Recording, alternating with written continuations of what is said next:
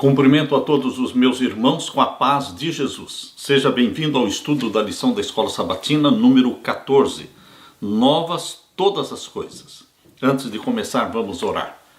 Pai querido que estás nos céus, na tua presença estamos buscando a tua bênção, a direção e o batismo do Espírito Santo. Que ao abrirmos a tua palavra, ao estudarmos sobre esta promessa maravilhosa de que o Senhor vai fazer novas todas as coisas, nosso coração se encha mais uma vez de alegria, de contentamento, porque o Senhor é bom, o Senhor sonha o melhor para os teus filhos. A ti toda a glória e honra. Em nome de Jesus pedimos esta bênção e agradecemos. Amém, Senhor. Novas todas as coisas. O plano de Deus se tornará realidade. Queridos, o plano de Deus é colocar você e eu vivendo eternamente num paraíso, tendo a Nova Jerusalém como capital desta terra que será feito nova, novas todas as coisas. O verso áureo diz: aquele que estava sentado no trono disse: eis que faço novas todas as coisas. E acrescentou: escreva, porque estas palavras são fiéis e verdadeiras. Apocalipse 21, verso 5. São palavras que você pode confiar, porque fiel é aquele que prometeu. As Escrituras nos dão esta esperança. Nós, porém, segundo a sua promessa, a promessa de Deus, esperamos novos céus e nova terra, nos quais habita a justiça de Deus. Segundo Pedro, capítulo 3 e o verso 13. Para alguns, no entanto, a promessa de um novo céu e uma nova terra parece uma fantasia, histórias contadas por pessoas em posições de poder que usaram a esperança de uma vida após a morte para ajudar a manter as multidões sob o controle. Mas, queridos, apesar de alguns terem usado a esperança futura apresentada na Bíblia dessa maneira, seu mau uso não muda a verdade. O uso errado das promessas que Deus fez na Bíblia não muda a verdade. A verdade das promessas que temos sobre novos céus e nova terra. Você pode crer nessas promessas, porque fiel é aquele que prometeu. Nos últimos dias, escarnecedores surgiriam, ridicularizando nossa bendita esperança. Segunda carta de Pedro, capítulo 3, versos 3 a 7. Mas esta zombaria, exatamente conforme predita, pode ser considerada mais uma evidência de que o que a Bíblia nos diz é a verdade, pois estão zombando como exatamente a Bíblia predisse que o fariam. Nesta semana, refletiremos sobre a gloriosa promessa de um novo céu e de uma nova terra, incluindo o templo celestial, a presença de Deus, o fim da morte e o fim das lágrimas e, finalmente, o triunfo final do amor de Deus, que vencerá para todos sempre. O amor de Deus vencerá para todos sempre. Aleluia! Na parte de domingo, novos céus e nova terra. É isto que nos dá alegria. Nós vemos no fundo do túnel uma luz brilhando, dizendo novo céu, nova terra. Novo céu, nova terra. Nós estamos desiludidos com esta terra, nós não estamos mais encantados com as coisas deste mundo, e o propósito de Deus é que você realmente se desiluda com este mundo e que você acaricie, que você sonhe com aquilo que Ele está preparando, aquilo que o olho não viu, o ouvido não ouviu, jamais subiu à imaginação humana, são as coisas que Deus está preparando para aqueles que o amam. É um novo céu, é uma nova terra. Para alguns seguidores da filosofia grega, pagã, a ideia de que algo é físico significa que é ruim. Mas, queridos, na Bíblia, a Nova Jerusalém, a nova terra, é algo físico, mas não é ruim, é algo maravilhoso. Por outro lado, a Bíblia fala do céu em termos concretos, e cremos numa Nova Jerusalém com 12 portas, com 12 grandes portões, que um portão é uma pérola. Queridos, nós cremos numa cidade, Nova Jerusalém, que tem muros, muros com 144 côvados de altura. Nós queremos na realidade de uma nova Jerusalém, de uma nova terra. Abra sua Bíblia e vamos ler em Isaías 65. Isaías 65, vamos ver a partir do verso 17. Isaías 65, a partir do verso 17. Ao lermos Isaías 65, nós temos que entender, temos que ter em mente que estas profecias de Isaías, de Jeremias, de Ezequiel, elas foram escritas tendo em vista o Israel literal, o plano A de Deus. O plano A de Deus é que se cumpriria com Israel literal com a vinda do Messias. Porém, veio o Messias na plenitude dos tempos e foi rejeitado pelo povo de Israel. O povo de Israel não aceitou o Messias. Portanto, estas profecias feitas aqui em Isaías, em Jeremias, Ezequiel, elas não se cumpriram, porque Israel literal foi rejeitado como nação, como povo escolhido por Deus, no ano 34. Queridos, no final das 70 semanas, 490 anos, que começaram em 457 a.C. e terminaram no ano 34 depois de Cristo. Neste ano 34 depois de Cristo, Israel como nação foi rejeitado como povo escolhido de Deus. Eles rejeitaram o Messias e o crucificaram no ano 31. E mais 3 anos e meio de graça para a nação escolhida. E então, com a morte de Estevão, o primeiro mártir cristão, acabaram-se as 70 semanas, os 490 anos. O plano A não se cumpriu, mas o Novo Testamento nos apresenta o plano B. O plano B com um novo céu e uma nova terra e uma nova Jerusalém. E, queridos, parte destas profecias de Isaías 65, que iriam se cumprir no plano A, mas não se cumpriram, elas também se cumprirão no plano B. Não em todos os detalhes, mas quando você lê Isaías 65, verso 17 em diante, você pode perceber que alguns detalhes do plano A vão se cumprir no plano B. Vamos ler então o verso 17 em diante. Porque eis que eu crio novos céus e nova terra, e não haverá lembrança das coisas passadas, nem mais se recordarão. Isto que está aqui no verso 17, se cumpriria no plano A e também vai se cumprir no plano B. Aleluia! Porque na nova terra, que Deus vai recriar no final dos 1000 anos, nós vamos ver os ímpios sendo destruídos e queimados, se tornando cinzas, e Deus recria uma terra perfeita, um paraíso perfeito, e não teremos mais lembrança das coisas passadas. E agora o verso 18. Mas vós folgareis e exultareis perpetuamente no que eu crio. Isto vai se cumprir também no plano B. Porque eis que eu crio para Jerusalém alegria e para o seu povo gozo. Em vez de Jerusalém, você deve entender como Nova Jerusalém. No plano A seria Jerusalém, mas no plano B você entende como sendo Nova Jerusalém. Porque eis que eu crio para a Nova Jerusalém alegria e para o seu povo gozo. E agora o verso 19. E folgarei em Jerusalém, ou seja, na Nova Jerusalém, e exultarei no meu povo. Isto vai se cumprir no plano B também. E nunca mais se ouvirá nela voz de choro, nem voz de clamor. Este era o plano de Deus para o plano A e também o plano de Deus para o plano B. Com Israel literal e com Israel espiritual do Novo Testamento. Mas, queridos, agora veja o verso 20. Não haverá mais nela criança de poucos dias, nem velho que não cumpra os seus dias. Isto não vai se cumprir no plano B. Por quê? No plano B, queridos, nós vamos passar 1000 anos no céu.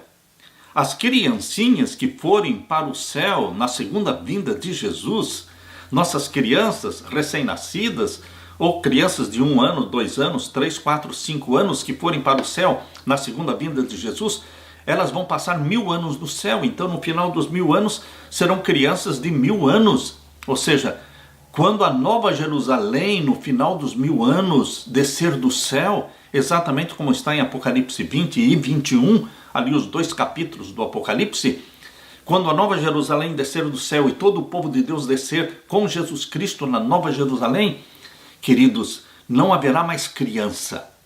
Não teremos mais nascimento na nova terra. E as crianças que subiram para o céu na segunda vinda de Jesus já terão 1000 anos quando a nova Jerusalém descer do céu.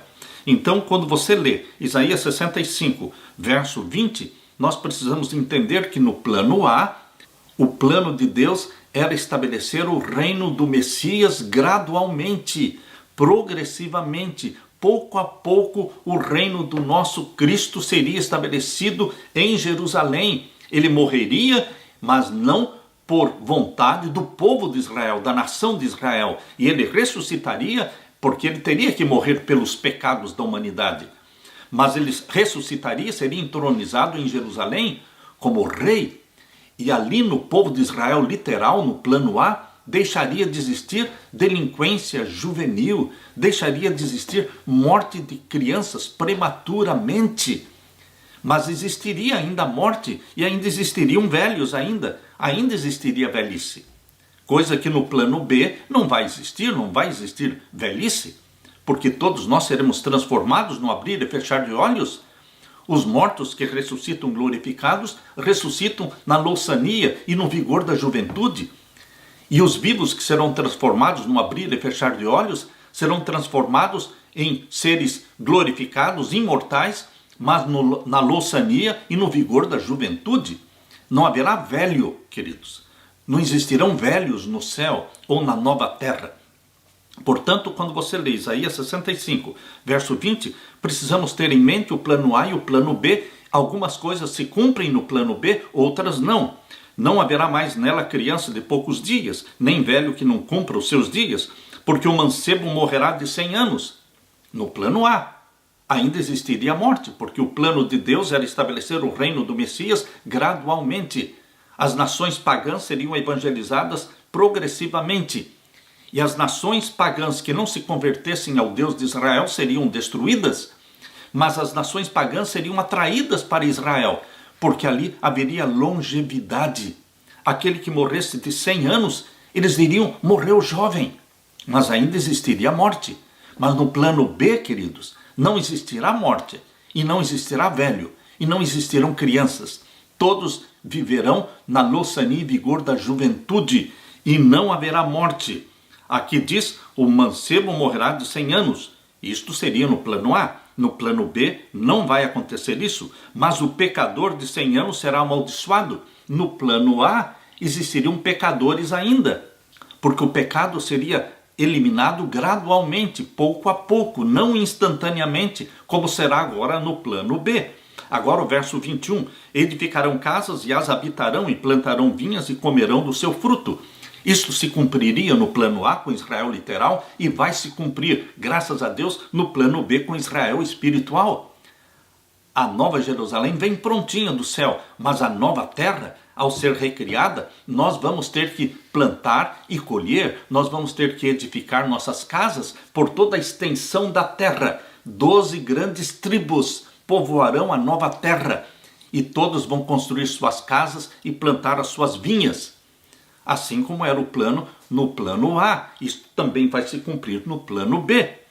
Agora o verso 22. Não edificarão para que outros habitem, não plantarão para que outros comam. Isto também vai se cumprir no plano B. Porque os dias do meu povo serão como os dias da árvore.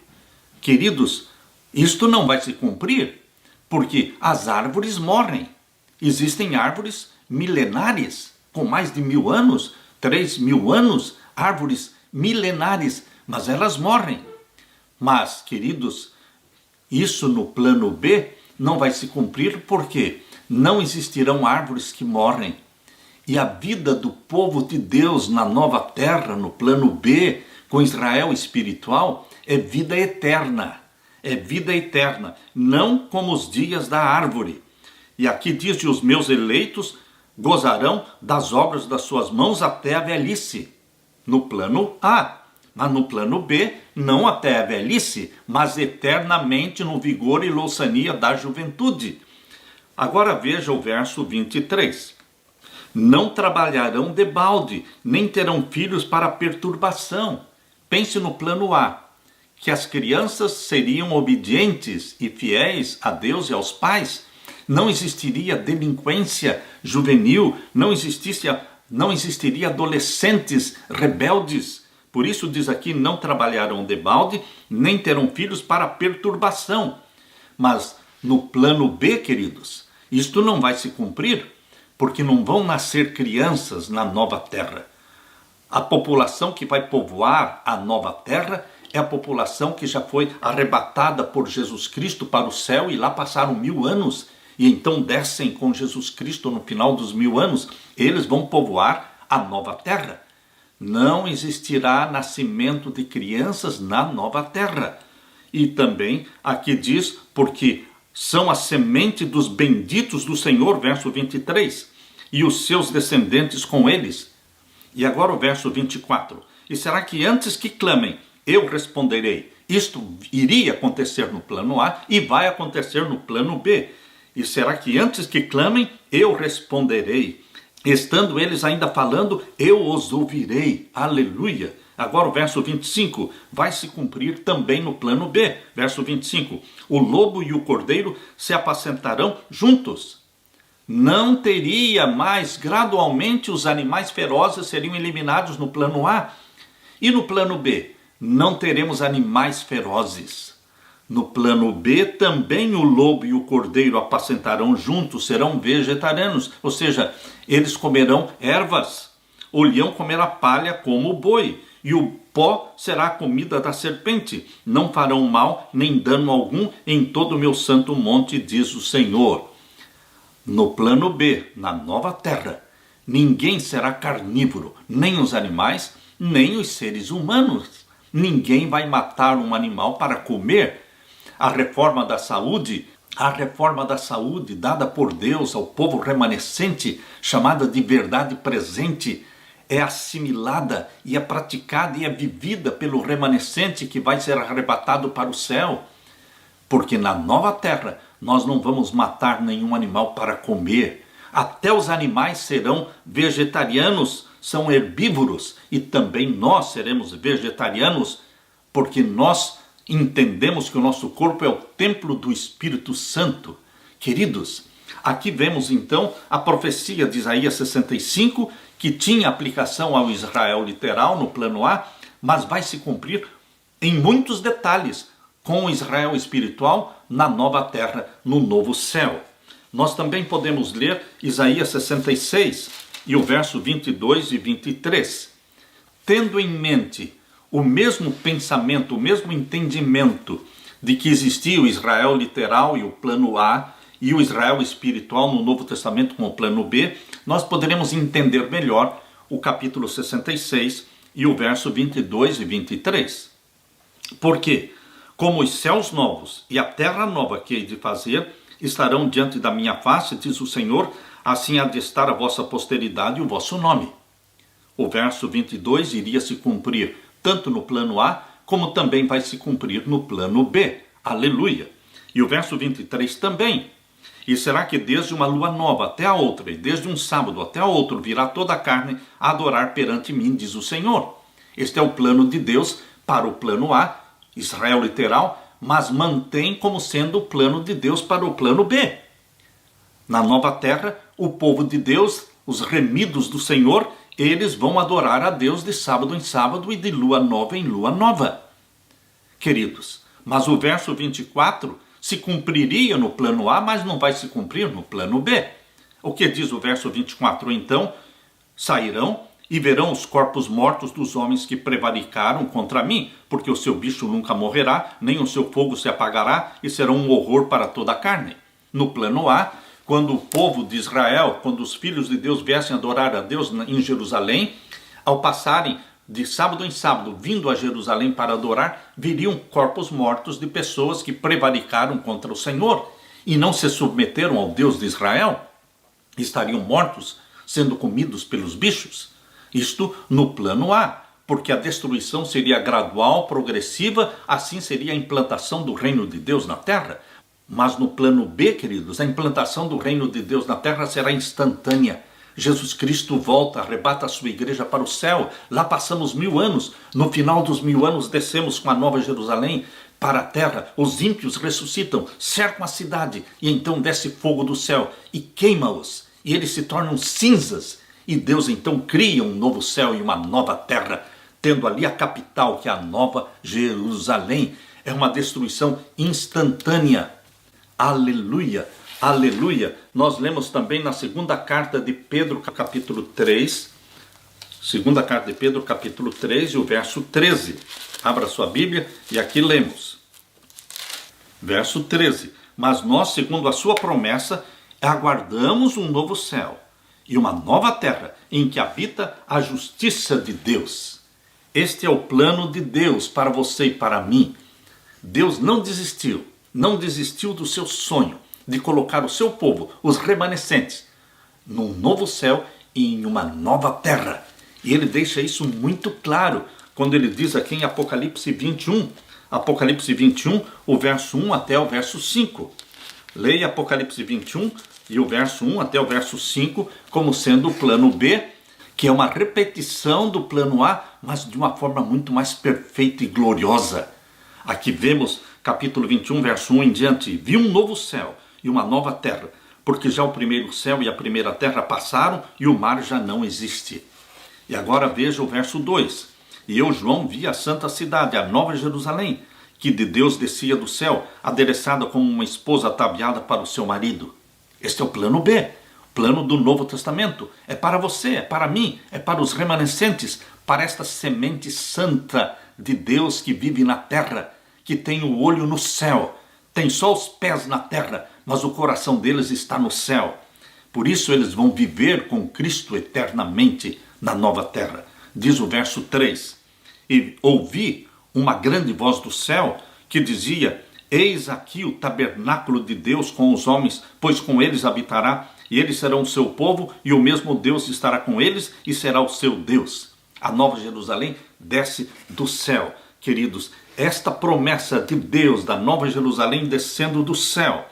E o verso 5 diz: e o que estava sentado sobre o trono disse: eis que faço novas todas as coisas. E disse-me: escreve, porque estas palavras são verdadeiras e são fiéis. Você pode crer e você pode se alegrar nas promessas deste Pai que nos ama de uma forma infinita, nos ama ao ponto de dar o próprio Filho, Jesus Cristo, para morrer por nós, nos resgatar, nos restaurar e nos colocar no céu, e depois nos trazer para a nova terra, onde vamos viver eternamente com o nosso Deus Pai, com o nosso querido Jesus Cristo, sendo eternamente você e eu templos do Espírito Santo que em nós habita para todo sempre. Aleluia. Na parte de segunda-feira, no santuário de Deus. O santuário de Deus no Antigo Testamento foi construído por Moisés, chamado de tabernáculo terrestre. Depois foi construído o templo de Salomão, que era o santuário de Deus. Depois esse templo foi destruído no ano 586. Porém, depois de 70 anos em Babilônia, o povo de Deus voltou, reconstruíram o templo, chamado Templo de Zorobabel, que depois foi aumentado, foi edificado por Herodes o Grande, e se tornou conhecido como o Templo de Herodes. No tempo em que Jesus viveu na terra, era o Templo de Herodes, muito maior do que o Templo de Salomão ou o Templo de Zorobabel. Mas, queridos, este templo, este santuário de Deus do Antigo Testamento foi destruído e não ficou pedra sobre pedra. Mas a Bíblia fala de um santuário celestial. A Bíblia fala o santuário do Novo Testamento, que não está na terra. É o santuário celestial. O santuário da terra era somente uma cópia para ilustrar o santuário verdadeiro, que é o original, é o celestial. O santuário de Deus está no céu. Mas está em que parte do céu? Queridos, o santuário de Deus está na Nova Jerusalém. Ali na Nova Jerusalém está o santuário de Deus, porque ali na Nova Jerusalém está o trono de Deus, cercado por 4 seres viventes, cercado por 24 tronos, ocupados por 24 anciãos.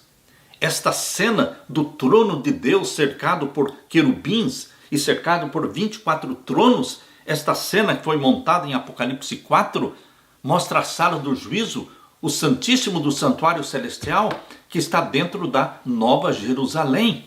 Queridos, quando você fala de Santuário Celestial, pense na Nova Jerusalém, porque é ali que está o Santuário de Deus. Alguns falam do céu como sendo o Santuário de Deus. Não é todo o céu, é a Nova Jerusalém. É específico, queridos, o local, a Bíblia é específica ao dizer que o Santuário de Deus, o trono de Deus, está na Nova Jerusalém. É ali, na Nova Jerusalém, que está o trono de Deus e o mar de vidro. Nós lemos isso em Apocalipse capítulo 4, abra sua Bíblia. Em Apocalipse capítulo 4, vamos ler os versos 2 a 6. Apocalipse capítulo 4 e os versos 2 a 6. Aqui nós lemos: E logo fui arrebatado em espírito, e eis que um trono estava posto no céu, e assentado sobre o trono, e o que estava sentado era, na aparência, semelhante à pedra jaspe e sardônica, e o arco celeste estava ao redor do trono, e parecia semelhante à esmeralda. E ao redor do trono 24 outros tronos, e vi assentados sobre os tronos 24 anciãos, vestidos de vestidos brancos, e tinham sobre as suas cabeças coroas de ouro. E do trono saíam relâmpagos e trovões e vozes, e diante do trono ardiam 7 lâmpadas de fogo, as quais são os 7 Espíritos de Deus. Queridos, aqui nós vemos a sala do juízo, aqui nós vemos o Santíssimo do Santuário Celestial. Está dentro da Nova Jerusalém. Queridos, a própria Nova Jerusalém é um santuário, porque é ali que está Deus. Santuário é o lugar onde Deus está. E a Nova Jerusalém é o lugar onde está o trono de Deus. Então podemos dizer que a Nova Jerusalém é o santuário de Deus. Como poderíamos harmonizar a descrição da grande multidão de remidos servindo a Deus de dia e de noite no seu santuário? É o que diz em Apocalipse 7, o verso 15. Apocalipse 7, verso 15, diz assim: Por isso estão diante do trono de Deus e o servem de dia e de noite no seu templo. E aquele que está sentado sobre o trono os cobrirá com a sua sombra. Nós vamos servir a Deus de dia e de noite no seu templo. Como é que podemos harmonizar esta descrição com a afirmação de João em Apocalipse 21, 22? Apocalipse 21, 22, João diz que olhando para a Nova Jerusalém, não viu nela templo. Capítulo 21 e o verso 22, aqui nós lemos: E nela não vi templo, porque o seu templo é o Senhor Deus Todo-Poderoso e o Cordeiro. Queridos, quando João olhou para a Nova Jerusalém, não viu um templo ali dentro, porque o templo é o Senhor Deus Todo-Poderoso e o Cordeiro. Onde Deus está é o templo, é o santuário. João não viu um templo dentro da Nova Jerusalém, porque a Nova Jerusalém, toda ela é um templo, é o santuário celestial, onde Deus habita. É a Nova Jerusalém que vai descer do céu. E quando ela desce do céu, João chama de a casa de Deus, o tabernáculo de Deus com os homens. Eu convido você para ler Apocalipse 21, verso 2 e verso 3. E eu, João, vi a santa cidade, a Nova Jerusalém, que de Deus descia do céu, adereçada como uma esposa ataviada para o seu marido. Agora veja o verso 3. E ouvi uma grande voz do céu que dizia: Eis aqui o tabernáculo de Deus com os homens, pois com eles habitará. João não viu dentro da Nova Jerusalém um templo, um tabernáculo, mas João viu a Nova Jerusalém e disse: Este é o tabernáculo de Deus. A Nova Jerusalém é a casa de Deus. Assim como no Antigo Testamento Deus habitava com seu povo, porém a glória de Deus estava no Santíssimo do Santuário terrestre, assim também na Nova Jerusalém Deus habitará com o seu povo, porque a glória de Deus estará dentro da Nova Jerusalém, que é a capital da nova terra. Por isso ela desce do céu. E ao descer do céu, João, olhando para a Nova Jerusalém, diz: Eis aí o tabernáculo de Deus. Sinônimo de tabernáculo é casa de Deus, santuário de Deus, com os homens, pois com eles habitará, e eles serão o seu povo, e o mesmo Deus estará com eles, e será o seu Deus. Queridos, Deus habitará conosco, Ele vai habitar especificamente na Nova Jerusalém. Não sou eu e não é você que vamos morar na Nova Jerusalém. A Nova Jerusalém é a casa e é o tabernáculo de Deus. Nós vamos povoar a terra toda. Toda a terra será dividida em 12 grandes nações, 12 grandes tribos. E nós vamos edificar casas e plantar vinhas. Cada um terá a sua mansão. Mas a Nova Jerusalém é a casa de Deus, onde viremos adorar a Deus de sábado em sábado e de lua nova em lua nova. Aleluia! Porque este plano, este sonho de Deus é para você e é para mim. Bendito seja Deus. Na parte de terça-feira, na presença de Deus.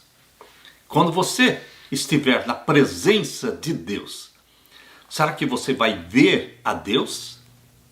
Eu creio que nós vamos ver a Deus. A Bíblia diz que Deus habita na luz inacessível. 1 Timóteo capítulo 6, verso 16. A Bíblia também diz que ninguém jamais viu a Deus. João capítulo 1, verso 18. Abra sua Bíblia. João capítulo 1 e o verso 18. Aqui nós lemos. Deus nunca foi visto por alguém. O Filho unigênito que está no seio do Pai, esse o fez conhecer. Deus, se referindo ao Pai, nunca foi visto por ninguém. O único rosto divino que você e eu conhecemos é o rosto de Jesus. É o rosto de Deus para a humanidade. Mas ninguém jamais viu o Pai e ninguém jamais viu o Espírito Santo.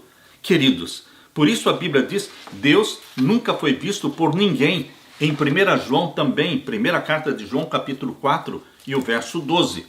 Primeira carta de João, capítulo 4 e o verso 12. Aqui nós lemos. Ninguém jamais viu a Deus. De novo, o mesmo João falando.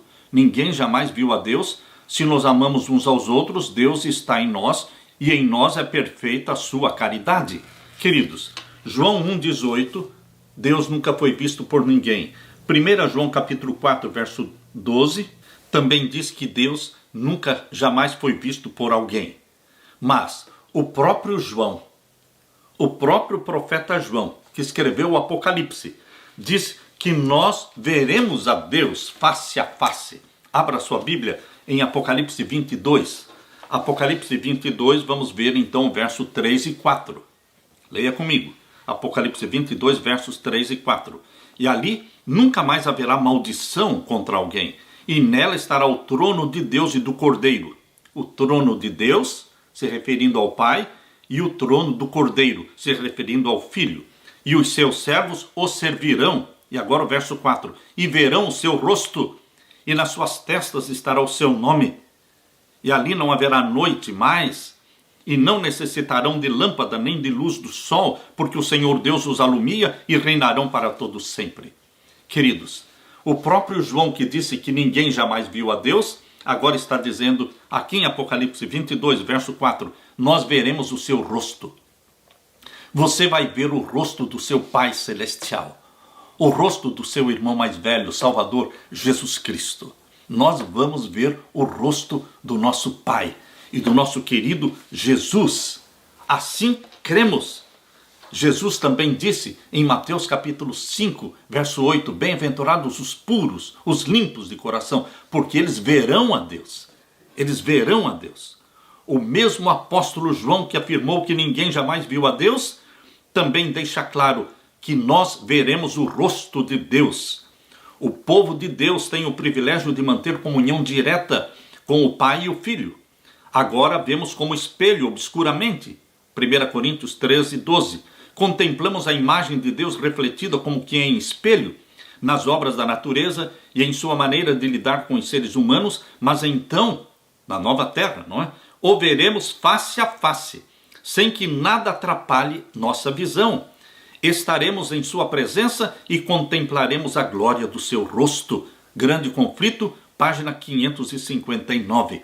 Eu verei o rosto do meu Pai, o rosto do meu Salvador, querido Jesus. Observe, em alguns dos versos de hoje, a ligação entre pureza e a possibilidade de ver a Deus. Os limpos, disse Jesus, verão a Deus. Aquele que verá Deus purifica-se a si mesmo, assim como ele é puro. 1 João capítulo 3 e o verso 3. O que esses versos revelam é que Deus deve fazer uma obra em nós agora para nos preparar para o céu. Em Jesus Cristo somos perdoados e salvos. Mas depois de perdoados e salvos por Jesus Cristo, o Espírito Santo vem viver em você, vem morar em você. E ele santifica todo o seu ser, purifica a sua mente e faz de você um templo do Espírito Santo. Por isso, não somente perdoados, mas também purificados, mentes santificadas. O Espírito Santo habita em nós e nos prepara para o arrebatamento, para podermos contemplar o rosto do nosso Pai, o rosto do nosso querido Salvador Jesus Cristo. Nós o veremos. Alegre-se com esta bendita promessa. Aleluia. Na parte de quarta-feira, não mais morte, não mais lágrimas. Há pessoas que imaginam que no céu não vamos ter lágrimas. Mas, queridos, nós temos que lembrar que quando subirmos para o céu com Jesus Cristo, ele volta com poder e glória e arrebata a sua igreja. Os mortos ressuscitados, glorificados, mais os vivos transformados, todos somos arrebatados para encontrar Jesus nos ares. E assim subiremos com ele para o céu e vamos viver ali 1000 anos. Durante estes 1000 anos, será o tempo do juízo milenar, quando vamos analisar os nomes de todos os perdidos. Vamos analisar o nome de todos os ímpios que se perderam e vamos saber por que eles se perderam. Em meio a esta multidão de ímpios perdidos, nós vamos ter centenas de amigos, de familiares, de pessoas que nós conhecíamos e gostaríamos de saber por que eles não se salvaram. E nós vamos estudar a vida deles, vamos ver a biografia da vida deles, as chances e as oportunidades que Deus deu para cada um, mas que foram chances desprezadas, rejeitadas, menosprezadas. Queridos, neste tempo, nós ainda vamos derramar lágrimas, porque percebemos as vezes em que os nossos queridos que não se salvaram, amigos nossos que não estarão no céu, nós vamos ver como é que eles rejeitaram todas as ofertas que Deus fez para eles. Nós vamos chorar por eles. Nós ainda vamos chorar quando os ímpios forem queimados no final dos 1000 anos, nós ainda vamos chorar. Porque no meio dos ímpios nós vamos ter alguns amigos, ou talvez familiares. E é impossível você não chorar por eles. Por isso, queridos, quando Deus diz que enxugará nossas lágrimas e não haverá mais morte, não é durante os 1000 anos no céu. Este verso está em Apocalipse 21, verso 4. É após os 1000 anos no céu. É depois que a Nova Jerusalém descer do céu.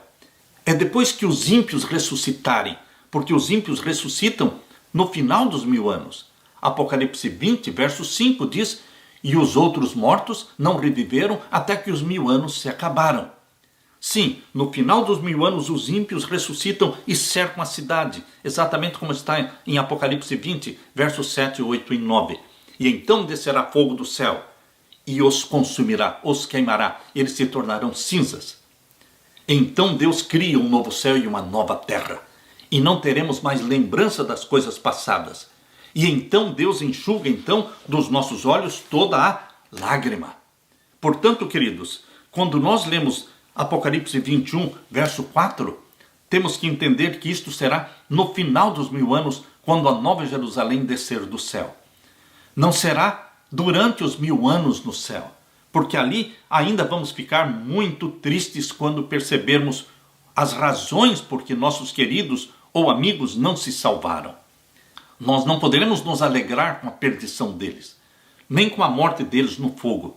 Nós vamos sofrer e vamos derramar lágrimas. Por isso Jesus diz aqui no capítulo 21, verso 4, e Deus limpará dos seus olhos toda lágrima. Pense nisso, no final dos 1000 anos, depois que a Nova Jerusalém descer do céu, e Deus limpará dos seus olhos toda lágrima, e não haverá mais morte. Os ímpios vão morrer. Vão morrer a segunda morte. A segunda morte é a morte eterna. Não haverá mais morte. Queridos, nós não vamos ter um lago de fogo eterno com vidas eternamente queimando, vidas que nunca morrem. Não, não vamos ter isso. A morte é morte eterna. Os efeitos desta morte são eternos. Não é vida eterna em sofrimento. O salário do pecado é a morte eterna, e não é a vida eterna em sofrimento. Mas o dom gratuito de Deus é a vida eterna em Cristo Jesus. É o oposto, vida eterna em Cristo Jesus e morte eterna sem Jesus Cristo. Por isso, Deus limpará dos seus olhos toda lágrima, e não haverá mais morte. Não haverá mais morte. Será a morte da morte. Deixará de existir o pai do pecado. O originador da morte é Satanás. Ele vai se tornar cinzas. Nem pranto e nem clamor, nem dor, porque já as primeiras coisas são passadas.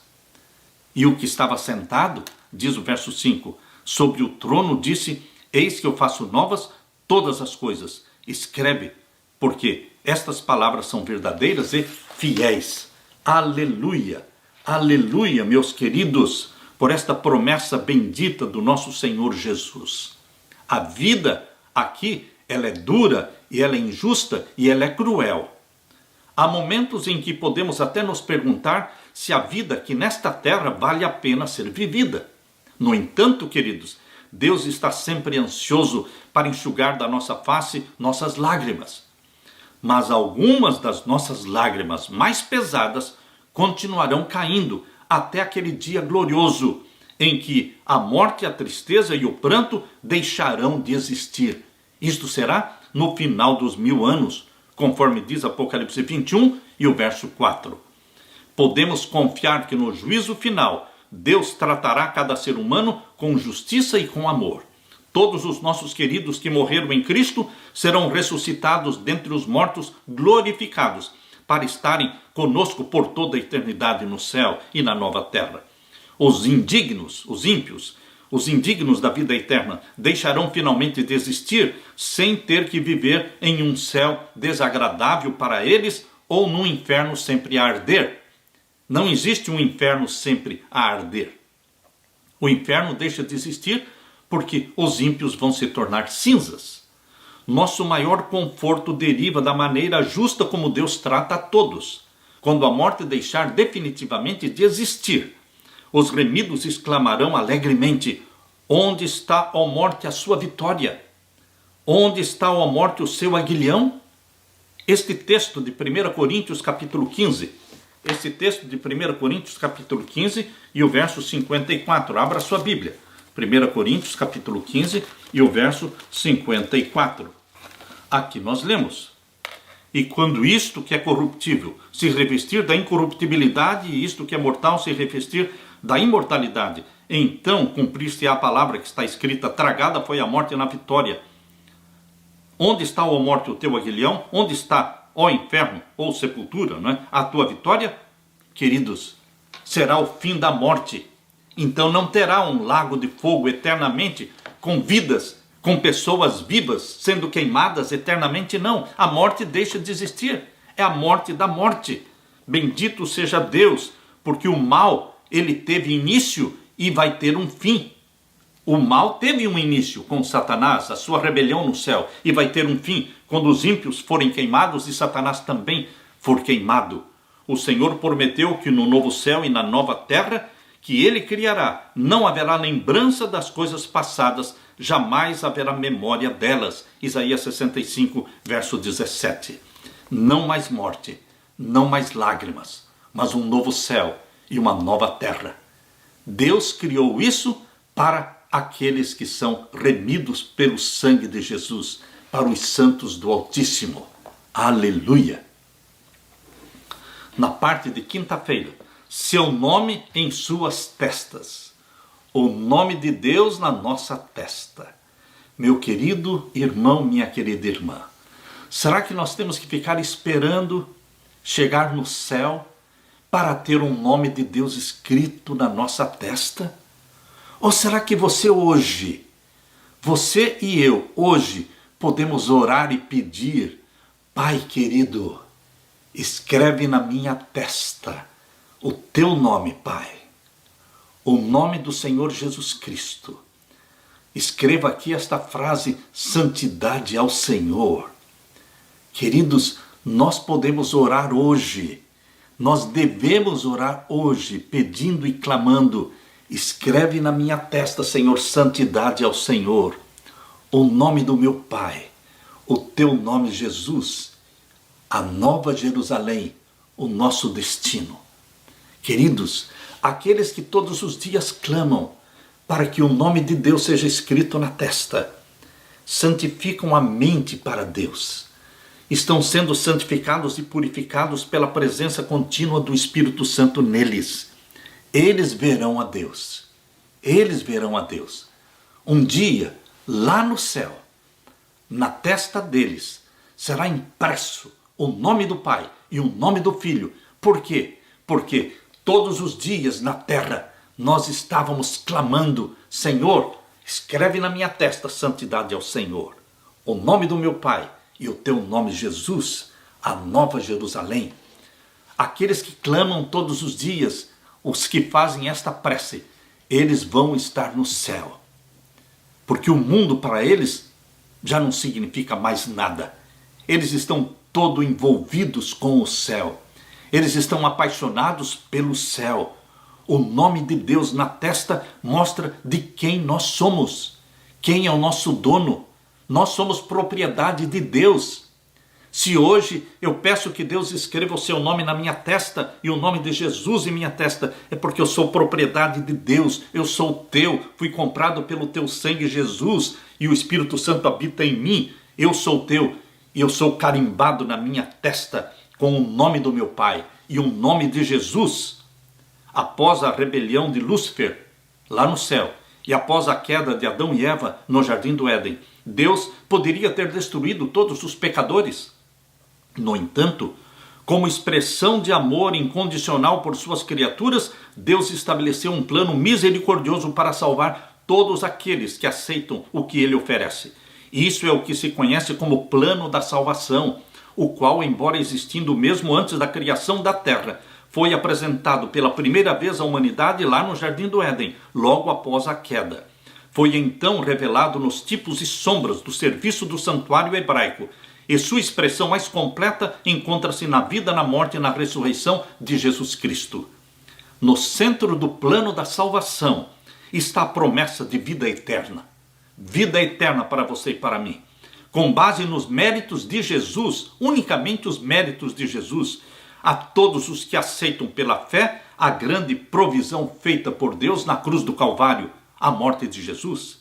Tanto antes da cruz quanto depois da cruz, a salvação sempre foi, e ela é, pela fé, e nunca pelas obras. Porém, as obras aparecem como resultados da salvação em Cristo Jesus. Queridos, nós não precisamos esperar a segunda vinda de Jesus e não precisamos esperar que estejamos no céu para pedir, para implorar: querido Pai Celestial, escreve na minha testa a santidade ao Senhor. O meu desafio para você, meu querido irmão, minha querida irmã, é que a sua oração contínua e diária seja: escreve na minha testa, Senhor, santidade ao Senhor. Isso é tudo que eu quero, ser santo ao Senhor. Escreva aqui o nome do meu Pai, o teu nome, Jesus, e o meu destino, a nova Jerusalém. Aleluia, aleluia.